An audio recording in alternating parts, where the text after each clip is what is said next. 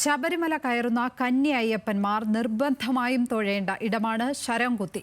കയ്യിൽ കരുതിയ ശരം ഇവിടെ ഉപേക്ഷിച്ച് വേണം 18ാം പടി കയറുവാൻ. സന്നിധാനത്തേക്കുള്ള യാത്രയ്ക്കിടെ അയ്യപ്പൻ ഇവിടെ ആയുധം ഉപേക്ഷിച്ചു എന്നാണ് വിശ്വാസം.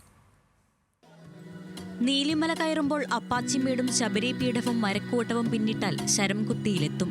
കന്യ അയ്യപ്പന്മാർ എരുമേലിയിൽ പേട്ട കെട്ടിക്കൊണ്ടുവരുന്ന ശരക്കോലുകൾ കുത്തിവയ്ക്കുന്നത് ഇവിടെയാണ്.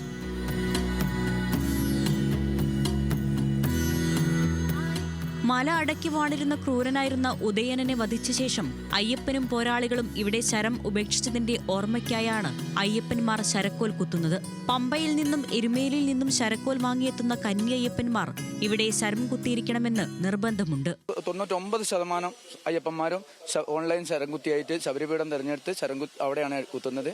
ആരും ശരംകുത്തി വഴി വരുന്നേയില്ല. നമ്മൾ കന്യസ്വാമികളുള്ളതുകൊണ്ട് നമ്മൾ ഇനിയും വരുന്നുണ്ട്. ഞങ്ങളുടെ ടീം കുറേ എണ്ണം വരുന്നുണ്ട്, ഒന്നും കൊണ്ട് നിൽക്കുന്നുണ്ട്. ശബരിമല യാത്രയിലെ 6ാമത്തെ കോട്ടയാണ് ശരംകുത്തി.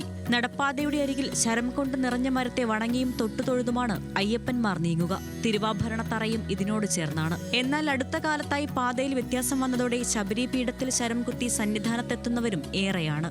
ന്യൂസ് മലയാളം, സന്നിധാനം.